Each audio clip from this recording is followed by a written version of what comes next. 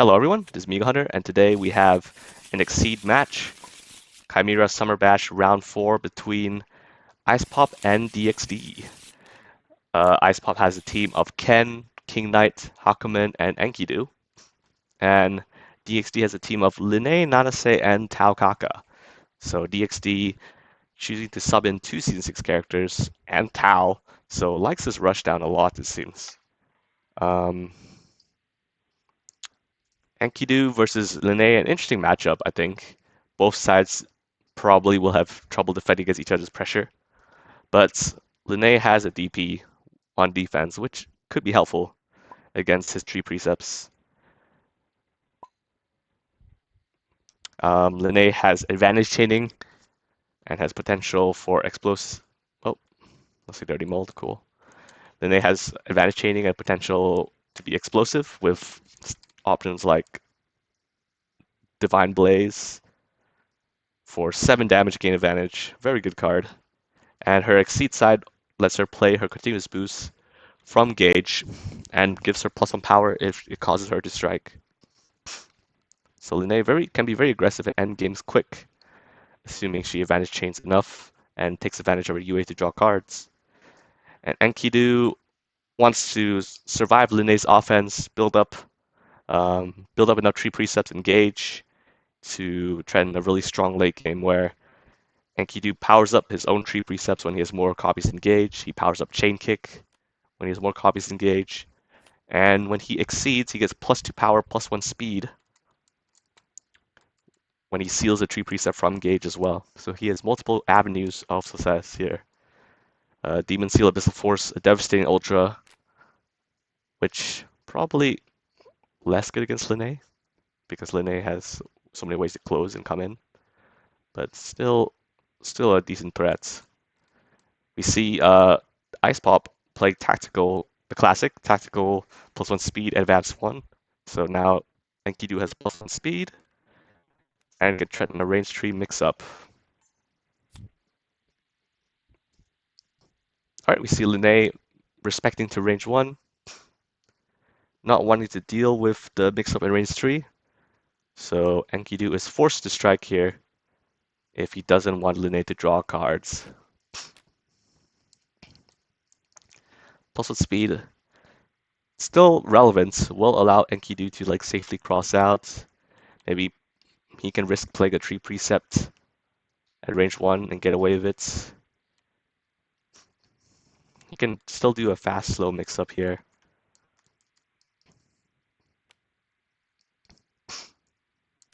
Oh, we see a mix up from Enkidu. Oh, I see. I guess they're not on voice call. Mix up, strike, and then draw a card to replace the mix up.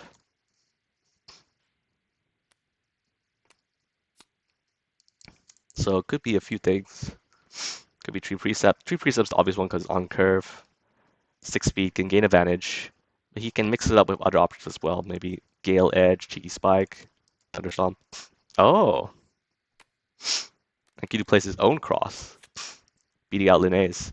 So played a 7 speed cross. Wanted to also try to bait out potential what was it, Moongyre? Yeah. Alright, DxD preps. Enkidu probably very happy to prep here as well.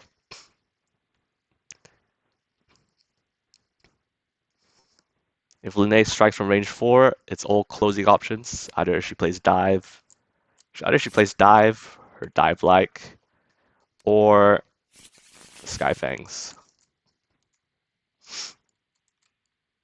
However, Linne can tack advantage onto it with her many, many advantage boosts.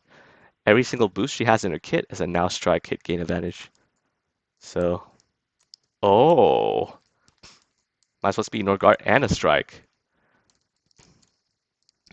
Does Enkidu have an answer? Enkidu can dive in response if he wants to. Oh, this is a little spicy. Linne is risking Enkidu diving in to outspeed her 4-speed options.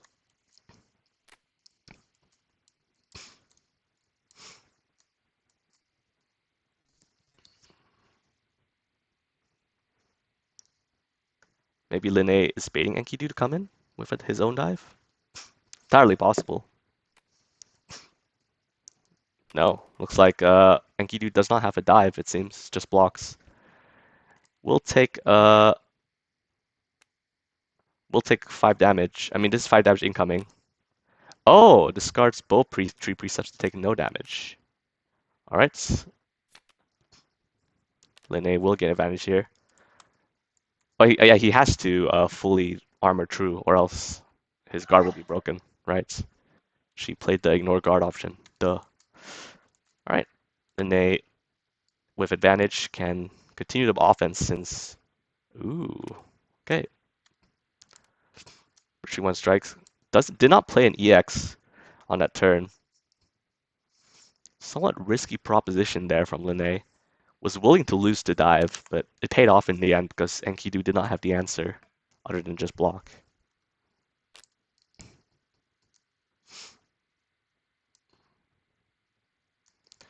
Range 2 could be anything.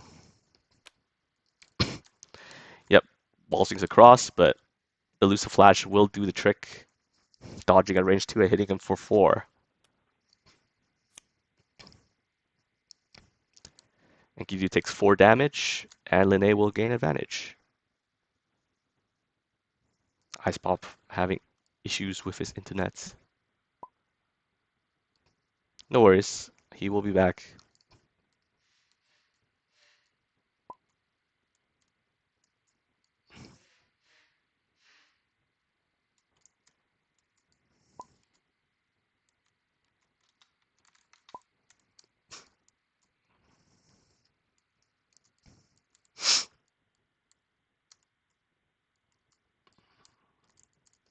Enkidu, Walsing was a little bit sad here. Probably a little sad here for him, because now he's down both crosses. Down 2 copies of Superior. Enkidu doesn't really have much continuous boost to speak of, other than his ultras and chain shift and tactical. Yeah.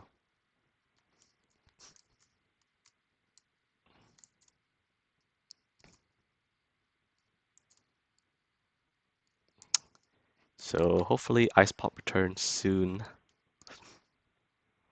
Meanwhile, yeah, I'm still wow, that -1 speed now strike turn was risky. Can't believe DxD had the EX, but instead chose to just play 1 copy and accepted he would lose to dive. 1 copy of which one? 1 copy of this. Yeah.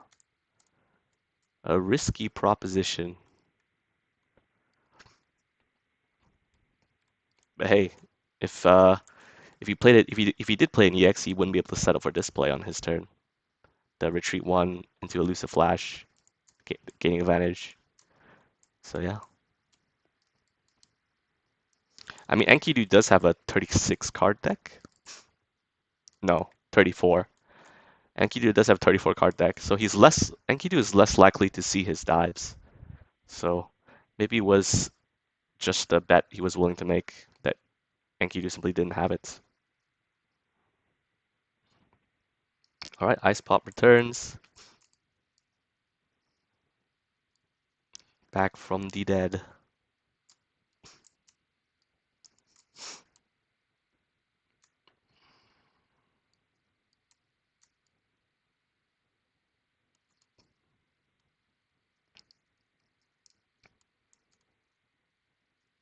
Or is he? Oh, we don't see any ping next to IcePop. No ping number. That is trouble.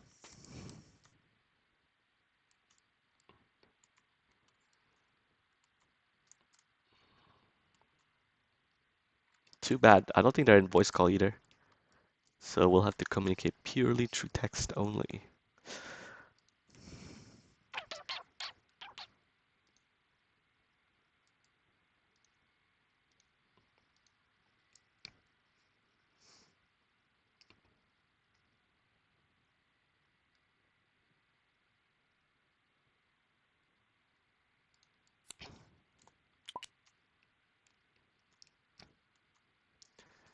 Uh, Not sure why a 3 precept flew to the edge of the earth.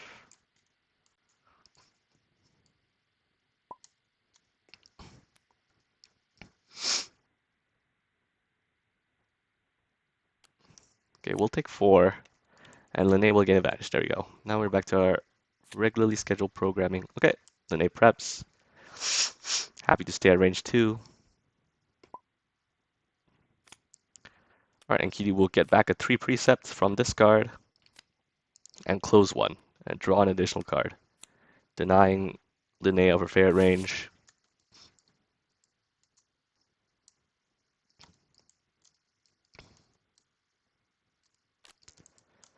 Linné does have, oh, preps again. Does have a decent range 1 option in the form of Tenacious Mist. Does allow her to at least trade a little bit with slows, but still not great at range 1. Linné preps again. Just refueling cards so she can go on an advantage spree chain again. Oh.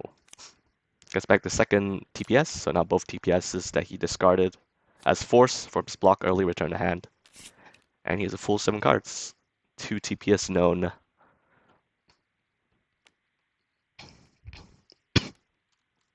Alright. Calling Demise Razor basically gives...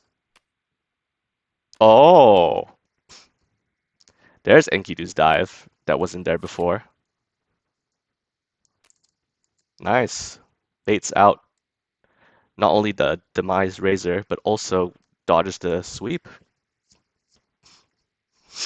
Dodges the sweep, and now Enkidu is at his perfect range.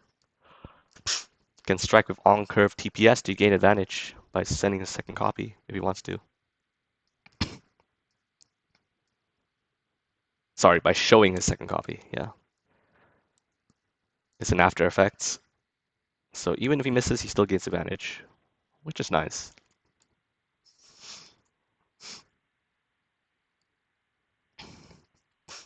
Linné doesn't really have much of a range tree to speak of, so Enkidu is perfectly happy to be here.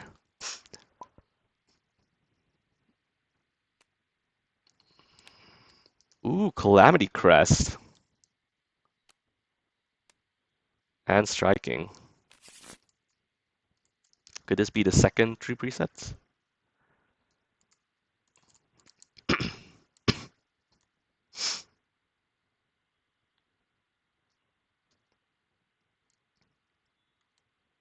Hopefully IcePop shuffled his hand before he struck, so that he can be a little bit ambiguous. Ooh, Linné forced a wall swing. Oh, Gale Edge. A good wall swing for Linné here. Will trade with his tree precept. I mean, with his Gale Edge. I think he loses his grass, not the biggest deal.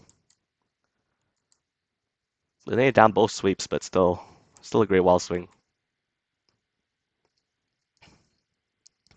Interesting choice to play Gale Edge there. I guess just in case. Uh, I guess just in case Linné had a EX Assault or some other. Yeah. I guess initiating Gale Edge at Rage Tree is just very safe in general. If you don't suspect, if you think Linné's not going to dive or spike you on defense, then playing Gale Edge at Rage Tree is perfectly fine. Initiating with it, rather. Ooh. Linné tried to be cheeky with a range 1 assault, and Enkidu defense with a second grasp. Okay, now we know why he played Gale Edge. Because going to Rage 1 was good for him, since he had the EX grasp.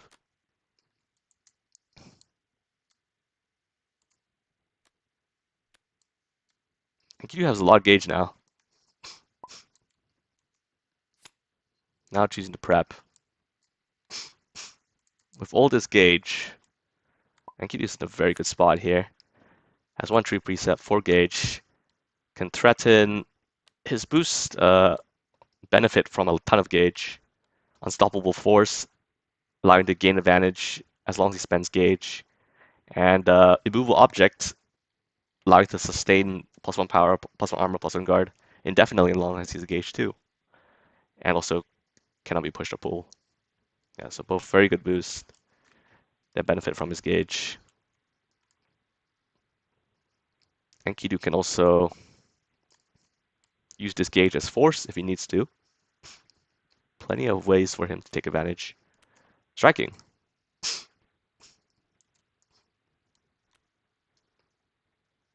Oh.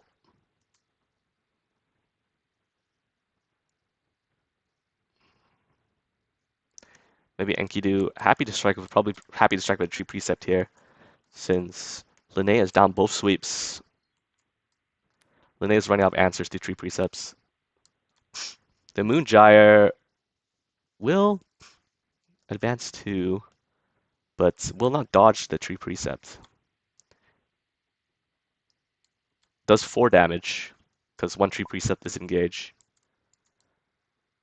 Yeah, Moongyre will advance her 2. I guess wanted to use it to dodge a spike attempt or some other cheeky mix-up option, but IcePop doesn't have to play it. I mean, IcePop, no need to play a spike, just willing to play an on-curve tree preset for advantage. Now that Linné has very few good answers here. Enkidu. Oh, he already did. He did. Yeah. 1, 3, 5, 6, 7, 9, 10, 11, 12, 13, 14, 15, 16. Yep, math checks out.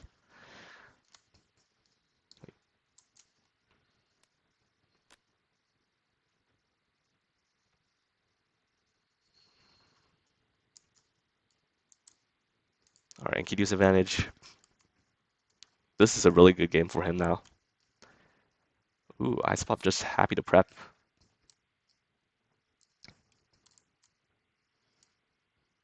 Wants to hoard the gauge for his ultra boost. Maybe just to play very safe spiral dual palm strikes.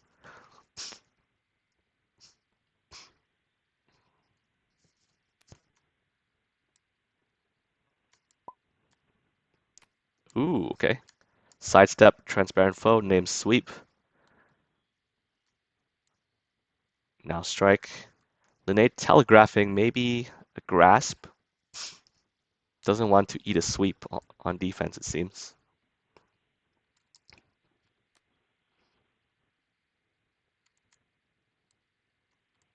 If Linné played a grasp, then Enkidu can respond with something like a spiral dual palm strike. Oh. Oh, okay, just play focus. Oh, tree precept. Oh, I see. Well, EX tree precept has enough guard to just work with anything. So yeah, Enkidu has all no reason not to match this on defense. Just works against everything. This is 6 power. This is a 1 to 3, 6/6 with 3 guard and 1 armor. Amazing stat line. At least Linné will gain advantage here with the focus.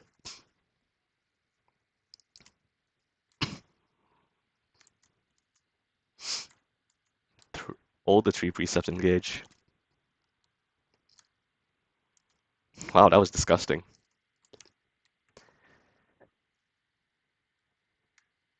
I think this is what Marco mentioned to me before, that EX3 precept with 2 precept engage is pretty much beats or trades with almost everything humanly possible, especially at this range. Enkidu has already developed a really threatening. Ooh, okay. So threatening the Divine Blaze, which would be 7 damage gain advantage. Very good.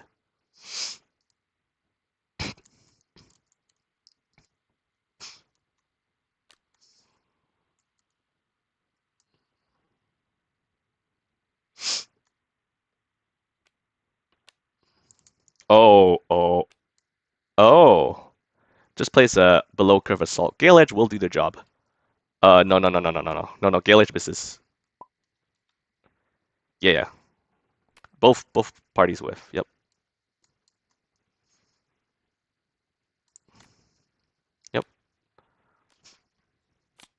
Enkidu playing Gale Edge to play around Divine Blaze and play around us anything fast.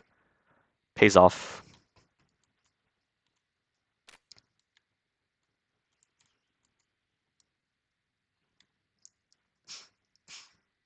Despite all this gauge, Enkidu is only 4 life up, at least. Good news for Linne. Bad news for Linne is if Enkidu decides to exceed, she could die horribly. CC2, interesting. Just to dig for some options here. Maybe not liking his hand. Could have definitely exceeded if he wanted to. He has 2 +2 power +1 speeds. I mean, he has 3 +2 power +1 speeds he can spend on deck. But now decides to spend 2 gauge to draw 3. I don't know if I like that. I think I would rather see him just prep and retain 2 gauge. Maybe I am wrong. Maybe the extra card really did matter. But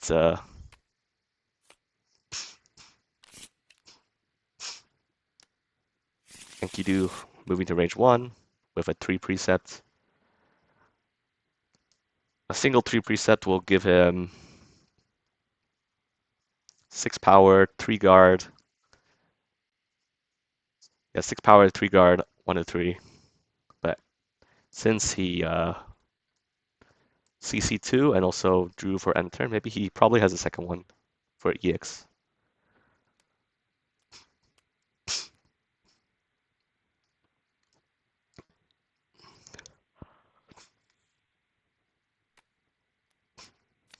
We see a mix-up strike.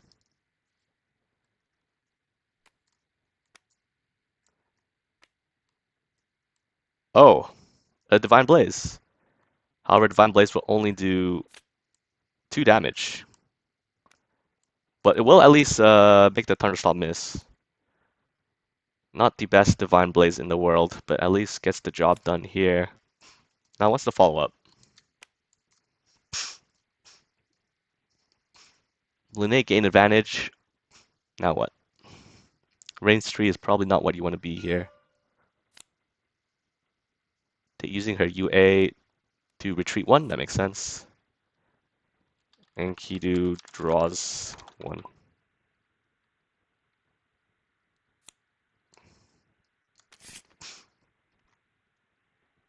Alright, Linne moving to range 4. However, range 4. Linne has both dies up, I'm pretty sure. Both dies, Skyfangs.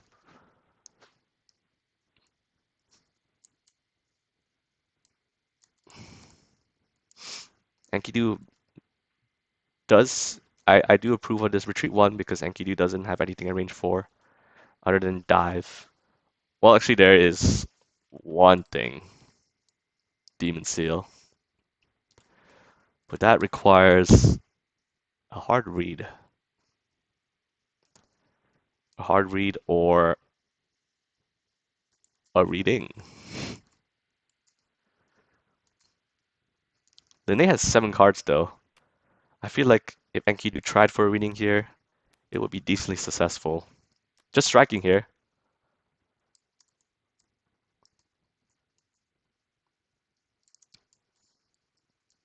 Has to worry about Demon Seal. Oh, it's a chain kick. Okay. Huh. Because Enkidu moving to range 3 though, which is good. Moving to range 3 even if it misses. Boost superior. Probably gonna see tech hit the strike. Unless Enkidu did spell 1 block though, so maybe he doesn't have tech hit. He does, okay.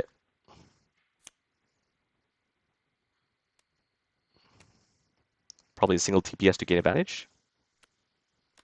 Yep. 6 damage TPS will reveal to gain advantage. That is 6 power minus 2 armor, so it takes 4. Yep.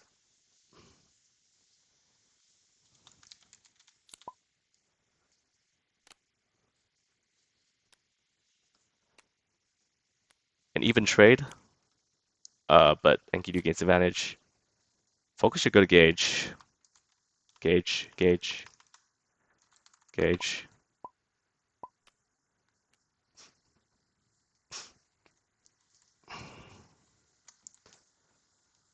Maybe he forgot that trade precept close 1.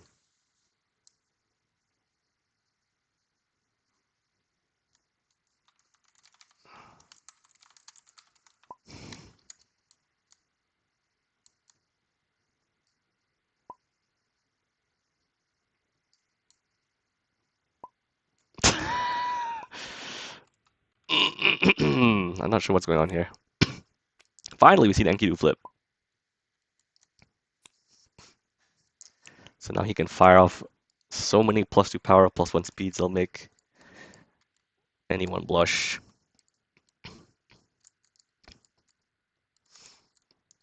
However, Enkidu is not safe here, honestly. Enkidu flipped, but only has 8 HP. And only has 8 HP, and Linné has enough resources to maybe advantage chain him to death here if she plays it right.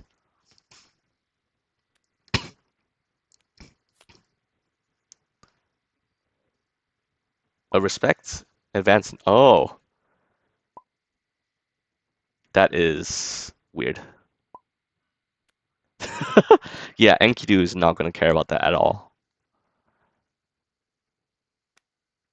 What? Is he worried about losing Flash?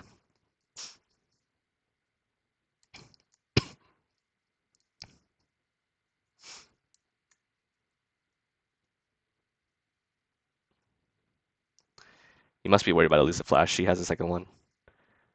Also has a DP. The DP is not really going to matter if he plays a true precept.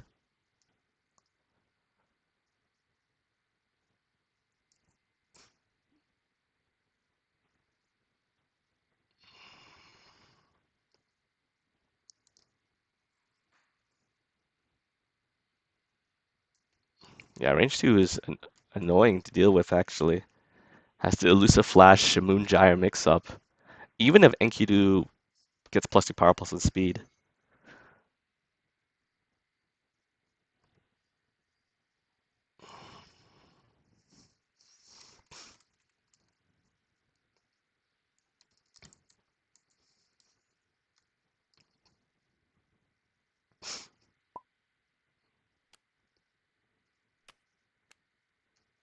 Reed's dive.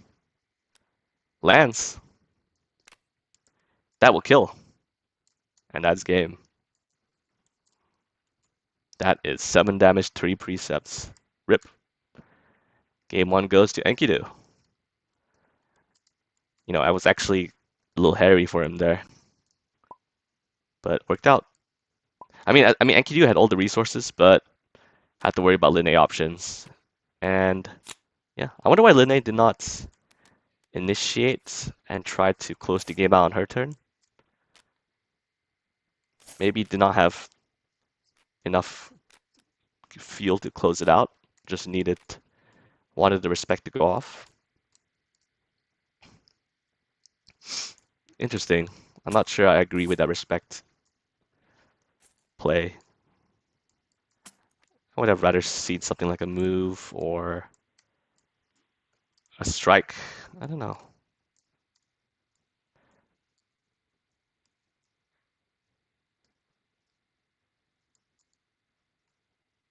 Anyway, yep, IcePop takes game 1. And it was pretty close. Could have gone either way. And now no more Enkidu for IcePop. IcePop has Ken, King Knight, and Hakumen. Don't think we've seen the IcePop King Knight yet, but who knows. DxD still can play Linné again. Also can fall back to Nanase or Tao Kaka.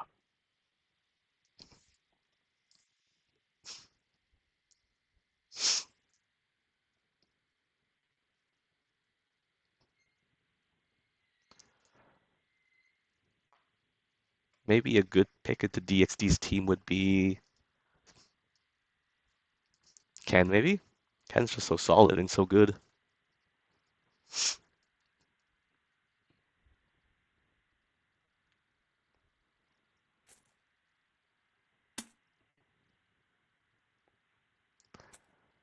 All right, we see DxD with the Nanase. Nice. And I was right about the Ken. IcePop not comfortable playing Hakumen into DxD's lineup.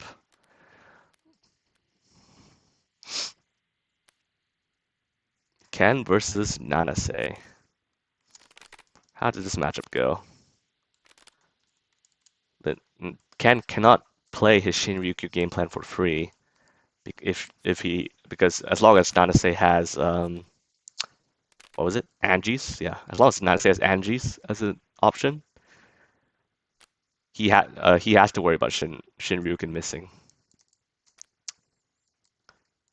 Nanase, a character I really like. Frontside UA, -1 power, -1 speed, hit gain advantage. It's an interesting UA. Sacrifices stats for at best, I mean at worst draw 2 because you can take your turn again if you hit. But as long as you use your UA and not get stunned, either you play something above curve or you play it slow, then you're pretty much okay to use your UA.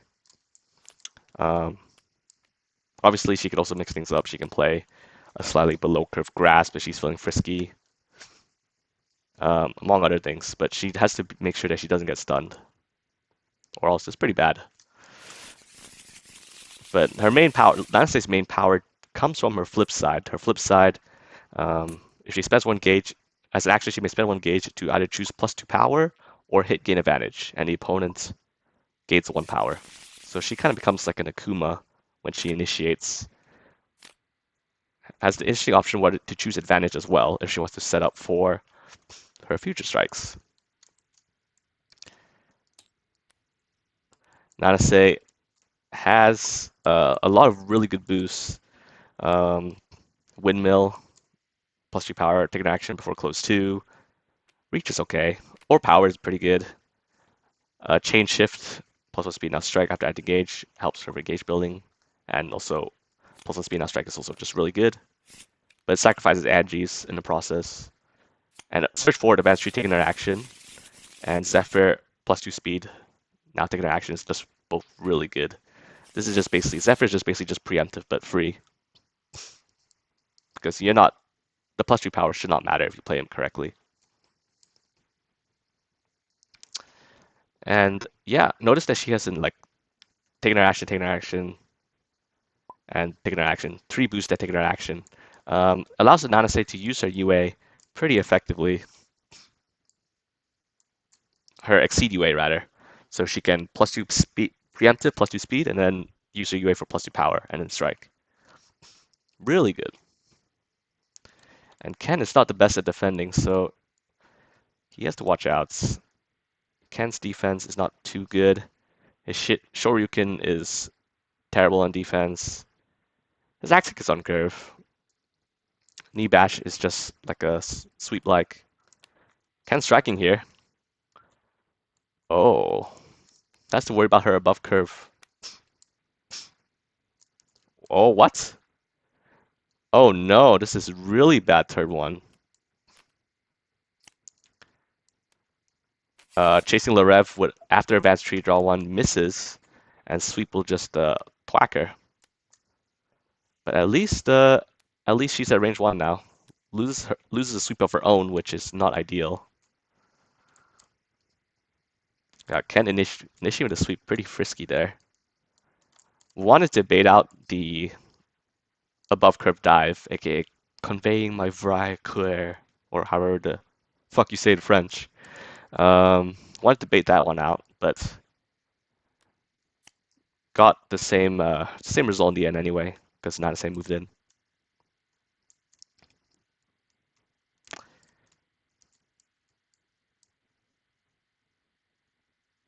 Yeah, this is still bad for Nanase though. I mean, if Nanase at least if Nanase had her dive like, at least she would have got a gauge for her troubles. But instead, she just misses completely and takes 6. Like, it's bad. it's a bad turn 2 for Nanase.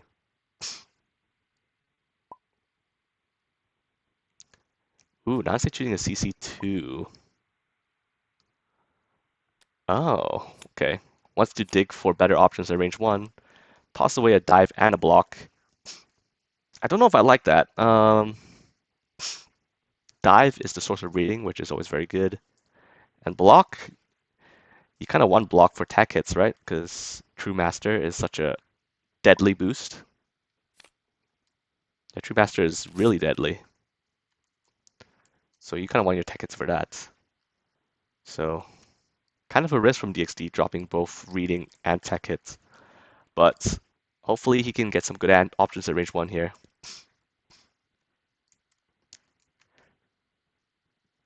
Ken prepping instead of using Ken UA. Disappointed.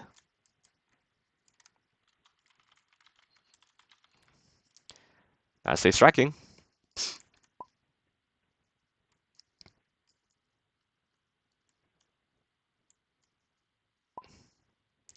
Red, blue, blue, red. Okay. Nanase plays Plumage. Not the worst trade. Does 3 damage, gets hit for 4. However, this is not really a trade she necessarily wants because she is down life.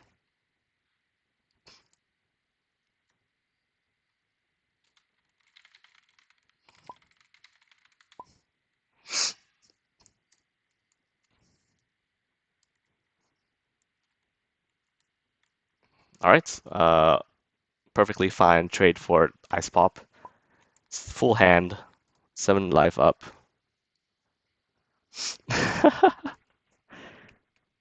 cpat bothered by the fact that DxD is on blue but has the red side, and IcePop is red but also on the blue side.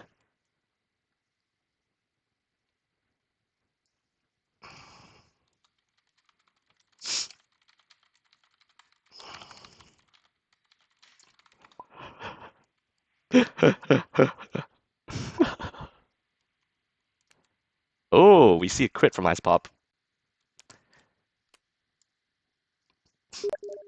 Could be a knee bash, could be a shoryuken, could even be axe kick if you're feeling frisky.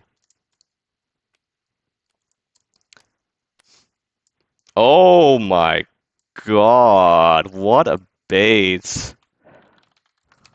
Okay, Jesus, my god, IcePop is feeling some sort of way today. Uh, wanted to bluff either axe kick or shoryuken, and plays the tricky Tatsu. Beats the Angies because it's 3 speed. My goodness, what a devastating game so far for IcePop. Oh, cpat messaged me. Uh,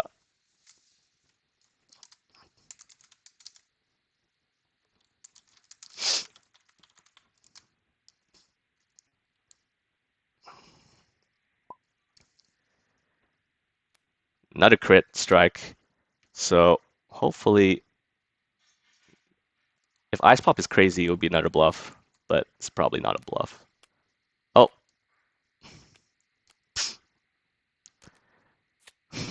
these crits though.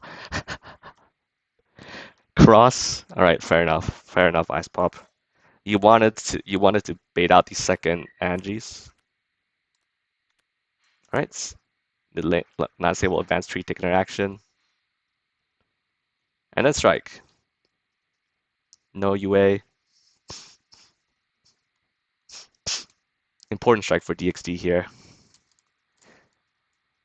He has to win this strike cleanly, or else suffer the consequences.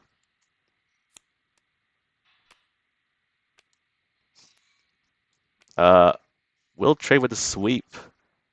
However, this is not a good trade because Linnae is only, Nanase is only 7 HP.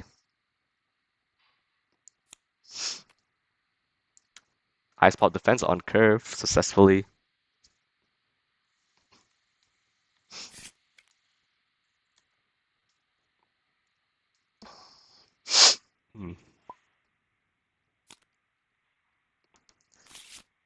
IcePop in a perfect position to win here. Um, could have had like 4 gauge or 5 gauge by now, but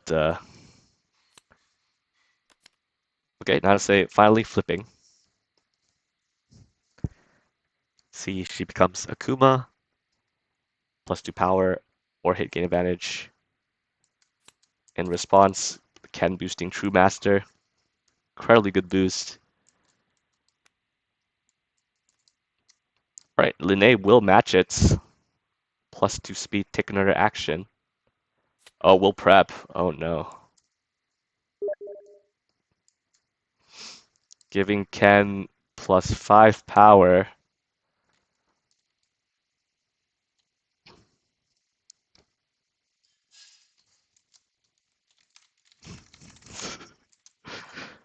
I don't like this at all. You've given Ken 5 power. Crit Shoryuken? You're fucking dead. You're dead. Rest in peace. And that is game. IcePop takes game 2 very convincingly. DxD did not have a second Angie's to dodge the Shoryuken. Wow, what a clinic put on by IcePop here. Got blown up.